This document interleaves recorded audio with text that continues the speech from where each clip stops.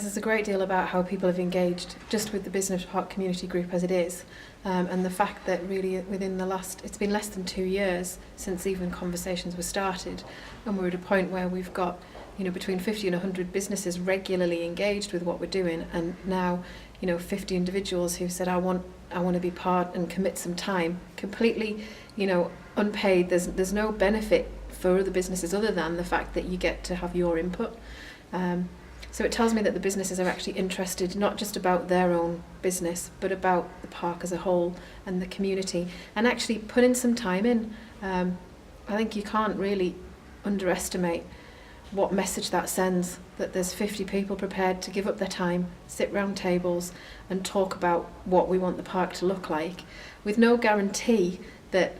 any of it will actually happen, other than if we don't do it, then there is a guarantee that our voice won't be heard. So I just think that's really encouraging, that people actually are actively taking an interest and prepared to invest their time and energy into something. So no, it's good. Task and finish groups, so people aren't committing for a never-ending period of time. We've sort of given a guide of 3 to 6 months for each of these 5 groups to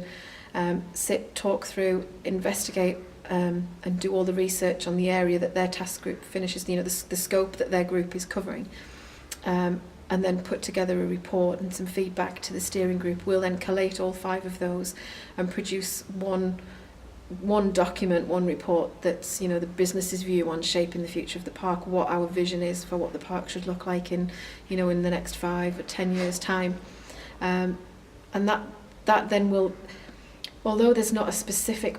place that report's going to go to,